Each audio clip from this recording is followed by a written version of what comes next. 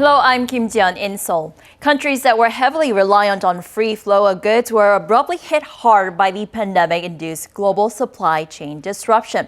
So for this edition of The Point, we take a look into the future of trade in an era where the promotion of free and fair trade is increasingly becoming difficult. U.S. Trade Representative Katherine Tai visited South Korea ahead of the 10th anniversary of the two countries' free trade agreement slated for March next year. Her visit marks the first time a top U.S. trade official had visited South Korea. Korea is one of our most valued trading partners and one of our closest allies. The KORUS FTA continues to be both a reflection of that close relationship and the foundation. The two allies agreed to establish a new dialogue channel to effectively respond to challenges arising from global trade. I hope to see the joint committee develop into a valuable platform for stronger partnership to address global challenges, including supply chains, technologies, climate change, vaccines, and a new digital trade framework. The international community has been hit hard by the global supply chain disruption. Uneven global distribution of vaccines, supply shortage of semiconductors, magnesium in Europe, and urea water solution in South Korea. The global supply chain disruption was brought on by the pandemic and has been overlapped with other issues, including countries' divide over climate change and growing rivalry between the US and China. Although some point to signs of gradual easing of global supply chain disruption, a plethora of challenges still lie ahead. Meanwhile, the World Trade Organization is facing intense scrutiny over its legitimacy in the wake of the COVID-19 pandemic and US-China trade spat. What strategies should South Korea adopt in the state of play of convoluted trade tug-of-war? Today's discussion on the future of trade comes as member countries of the World Trade Organization are about to hold a ministerial forum for the first time since 2017. The 12th WTO Ministerial Conference will take place in Geneva from November 30th. This meeting comes as U.S. Trade Representative Katherine Tai wrapped up her three-nation tour with partners in the Indo-Pacific this week. She met up with her counterparts in Japan, South Korea, and India. We have one of them in the studio. I invite South Korea's Trade Minister Yeo-Han-gu, who's on my right. Welcome to the show. Thank you for having me. And from the U.S. via Zoom, we're joined by Ms. Nikolkollins, President of International Trade and Government Relations at Sandler, Travis, and Rosenberg Professional Association. Welcome to the show, President Collinson. Thank you. It's a pleasure to be here. I'll start with you, Minister Yeo. U.S.-China rivalry has somewhat contributed to the global supply chain crisis. And to counter China's Belt and Road Initiative, the U.S. plans to launch a big infrastructure projects worldwide. So what is Korea's strategy, given that it's a strong alliance with the U.S., but the country has strong ties with China in terms of economy and geopolitics? Thank you for the question. It's an excellent question. The United States and China are two important partners for Korea. The United States is an ironclad military alliance with Korea. And with the United States, we share common values such as democracy, market capitalism, human rights, and then rule-based international law and rule of law. So I think that was reflected very well during this successful May summit between President Moon and President Biden. China is also the number one trading partner with Korea, which comprises about 25% of total trade volume with Korea. Also, historically and also economically and culturally, Korea and China have been very close neighboring countries for a long time. So I think it's worth noting that Korea is not the only country to face this dilemma. In fact, most nations in the Asia Pacific find themselves in a similar situation as Korea because between these two great powers.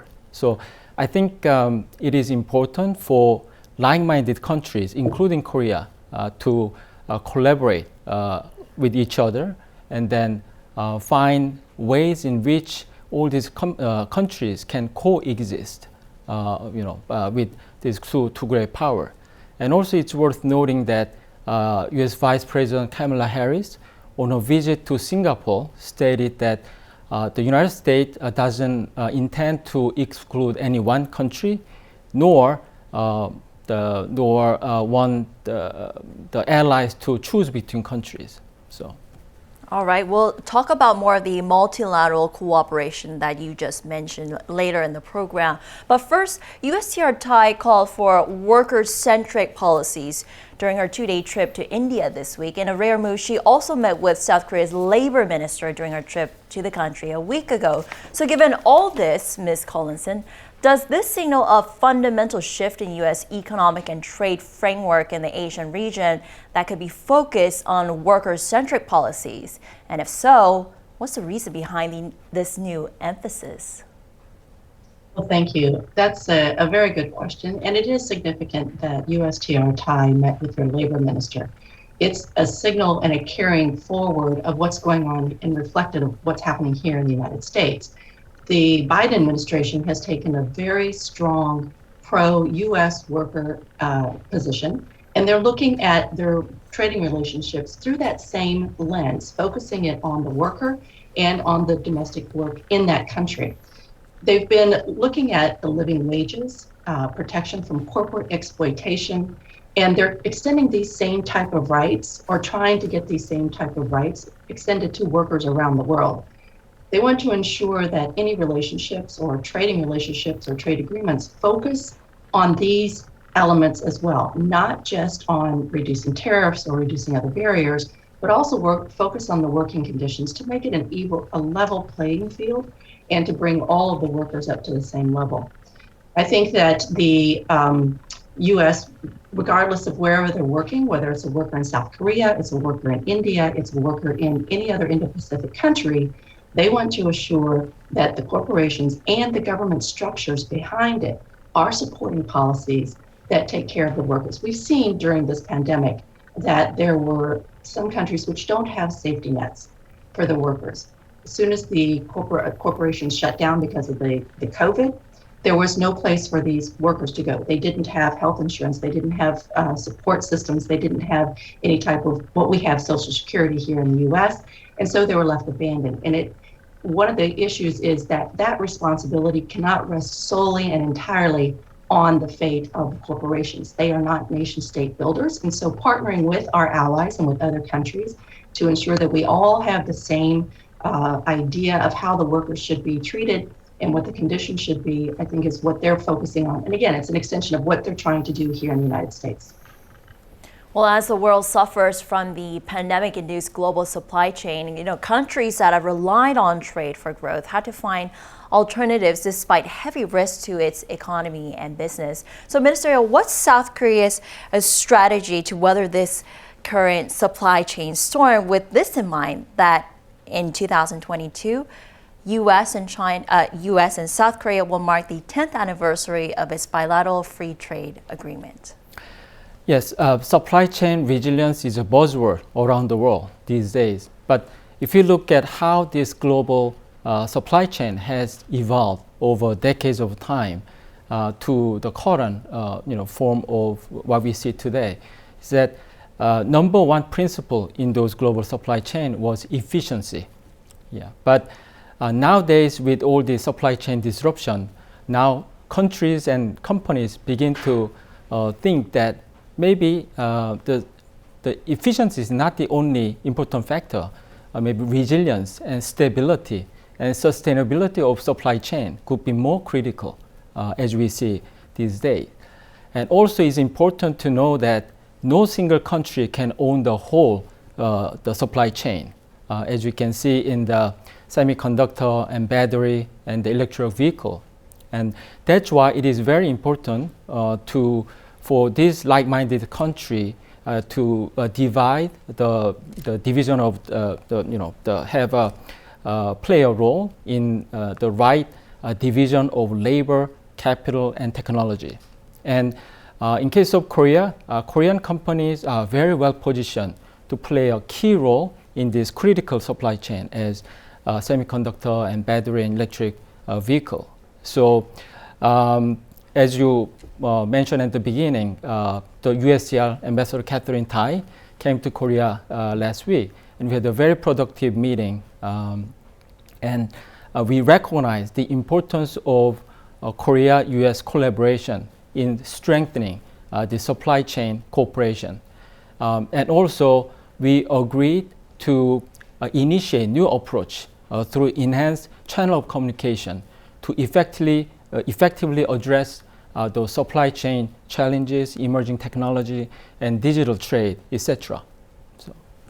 Well, one of the biggest reasons for the urea solution shortage crisis in South Korea comes from the fact that the country is heavily dependent on imports of key materials. In fact, the number of its imports that are on shaky global supply routes are currently estimated at 4,000, according to the Korea International Trade Association, indicating a crisis of this scale may not be its last. So other than diversifying trade routes, Minister Yo, what efforts should be made to ensure that this crisis will not happen in South Korea in the future? Yeah, we have a previous experience of successfully turning the supply chain disruption crisis into opportunity when faced with a sudden export control imposed by Japan in 2019. And with the urea shortage crisis, we learned another important lesson. It is not just the high-tech, this raw material that matters. Also, this commodity raw material could be also very important in the supply chain management. So now the Korean government is really developing new strategy, more comprehensive and systematic supply chain management strategy. There are, I think, two elements. First, we are trying to identify these key raw materials and commodity material which could be vulnerable to this possible supply chain risk. And then if it is too dependent on one country or there's the supply and demand instability, or it is closely related to just daily lives of average citizen. So we are in the process of identifying those key raw materials. And secondly, the government is exploring all the policy options that we can mitigate the supply chain risk. As you mentioned, diversifying the supply chain routes and the sources is one way of doing it, but also building up stockpile, domestically, or helping domestic companies to, produce those the raw materials inside Korea. So we are exploring all these options nowadays. Okay. Well, amid a rivalry over tech between China and the U.S. has requested foreign chip manufacturers in its country to submit related documents to its authorities. The move is part of efforts to get to the bottom of the global shortage of semiconductors. So, Minister Yu, can you explain to us further about this issue and what's the government doing to resolve this steel issue and the semiconductor issue? Yes. I understand that the U.S. government is trying to address the shortage of automobile semiconductor by enhancing the transparency in the supply chain, and then trying to narrow the information gap between supply and demand. But as a consequence, there's a serious concern arising from the government and the businesses, including Korea, that it might expose or reveal sensitive business information or confidential customer or technology information. So from the outset, the Korean government has raised serious concern to our U.S. counterpart. And then we understand that the U.S. government is well aware of the Korea's concern from the government as well as from the business side. So, and also we repeatedly emphasize that this measure needs to be a one-off measure. So we hope that this could be resolved in a peaceful manner. I mean, the South Korea and U.S. are to convene a director-level dialogue on semiconductors this December. So this a new channel could be a solution to this semiconductor issue. So Samsung Electronics Vice Chairman Lee Jae-yong confirmed a $17 billion project to build the next generation foundry production in Taylor, U.S. state of Texas during his visit to the country this week. So Ms. Collinson, the latest move, will it help solve the current conundrum regarding the supply chain for chips? And how does this address the U.S. focus on domestic production or nearshoring production? So I would agree with some of the points that Minister Yo said. The United States is undertaking the same type of exercise as Korea, looking at our supply chain, looking at the critical supply elements and determining which of those do we have an over-reliance on a single provider, or is there the ability to shift that provider to one of our closer allies?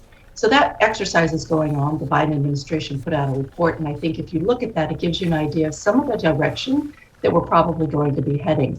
Now, I know the buzzwords that are used by this administration talk about reshoring and nearshoring. I honestly think that in many instances, using the word reshoring is a misnomer because a lot of the technology was not developed in the United States on some of these products, like these semiconductor chips. This was developed technology in South Korea and in other countries. And that technology never existed in the United States. So the idea of having Samsung come into the US to build the chips here, I think is probably one of the best ways for the United States to help shore up its supply in these chains, and also to get some of the technology into the United States that we just didn't have before. It may have been developed here in the United States, or it may have been developed in coordination with some of our partners, but the actual manufacturing didn't occur here. I think this is going to be important for moving the U.S. forward in identifying other areas where, we see that the best way to sometimes deal with the U.S. market, which is huge and it's a big global consumer, is to locate that manufacturing into the United States. I mean, South Korea has been very focused on this many years, whether it's with respect to automobiles manufacturers with Kia and Hyundai and others, or whether it's with respect to washing machines and dryers with LG and Samsung as well. I think that it gives you an indication of the tight partnership, not only geopolitical, but also from a business and economic perspective of our two nations. And I think that that's something that the United States is looking for, are those kinds of partners who are willing to share the technology, trusting that their intellectual property will be protected while it is in the United States. Well, in terms of semiconductors, the tightening of relations between the two countries is evident, but I'll move on to more contentious issues between the two countries. Other than semiconductors, steel comprises a lot of South Korea's exports are regulated by U.S. Trade Expansion Act of 1962, a long-standing issue between the two countries, and was also on the agenda during your meeting with Thai. So, Minister Yo, what is South Korea's strategy regarding the steel issue? Yeah, steel is a very important industry to Korea.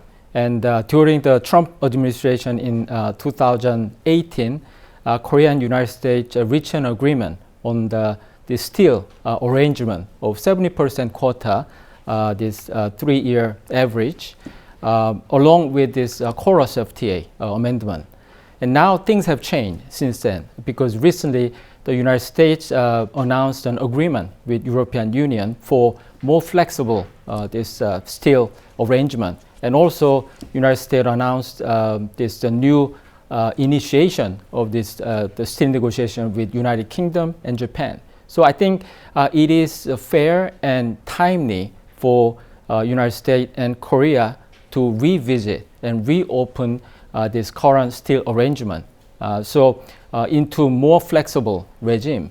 So, to our counterpart, the Department of Commerce and also USTR, we strongly raised this issue and then requested the US and Korea begin this new revisiting this steel arrangement as soon as possible. Okay, that's a good start.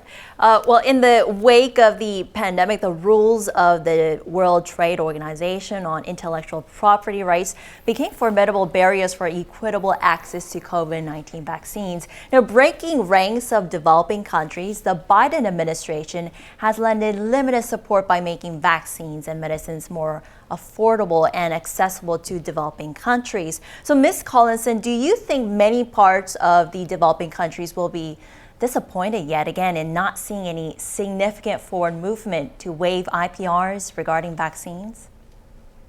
Well, this is a very difficult issue, as I'm sure you can imagine. And I would note that the United States has signaled that it's willing to waive the IPR protections. I believe right now it's the EU that is being the holdup.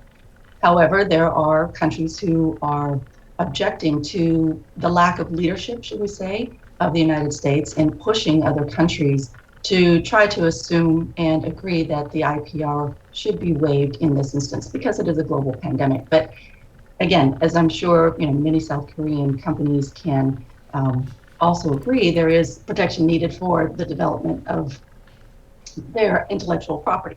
There's probably some compromise that can be reached.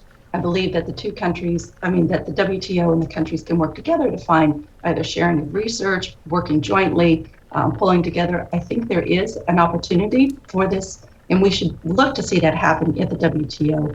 I'm not sure that we're going to see a complete waiver, but as I said, I think there is some abbreviation or some way to work where the countries work together. Right. And hopefully they'll continue to do that because I don't believe this is our last pandemic. And I think if we set up some sort of protocol now for this type of arrangement among WTO members, we'll be better positioned to deal with it globally next time.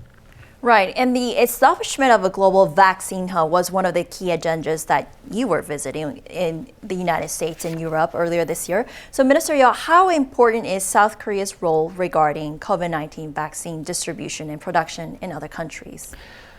Korea is world's number 2 biopharm production base, and also Korea produced 4 kinds of COVID-19 vaccines already: the AstraZeneca, Novavax, the Moderna, and the Sputnik.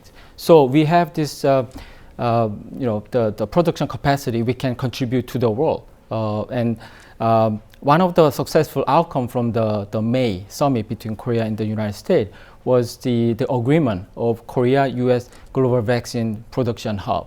The idea is that the United States has this mRNA high technology, and Korea has this production capacity. If we combine these the merit of 2 countries, we can not only help these 2 countries, but also help these countries and people around the world in need. So that's where I think Korea can add value by helping scaling up this production of vaccine to be provided and distributed to the people around the world. And that would contribute to resolving the global supply chain crisis as Yes, well. yeah. Well, South Korea also plans to decide whether to join the CPTPP, a renegotiated version of the TPP. So is South Korea considering deciding to join the CPTPP as well? Yeah, the CPTPP Korea has been considering for this TPP accession for the last 8 years. And from early this year, we have been accelerating this preparation process. I think there's a lot for Korea to offer to CPTPP. Korea is highly industrialized and the cutting edge technology leader. So by adding Korea into the CPTPP, this CPTPP can develop into more inclusive, comprehensive, transparent the platform in the Asia Pacific. So I think Korea hasn't decided yet, but we will continue to consider and prepare for this accession into CPTPP. All right, I guess other countries will be crossing their fingers to see whether South Korea is going to join this mega hit free trade agreement with 11 nations in the Asian Pacific. Yes. All right, Minister Yeo and President Collinson, thanks for sharing your insights with us. We appreciate it. Thank you. Thank you. Thank you. Throughout this edition, we've delved into the future of trade. You can follow all of our stories on the Arirang website or YouTube channel. That's it for The Point. Thanks for watching. Goodbye.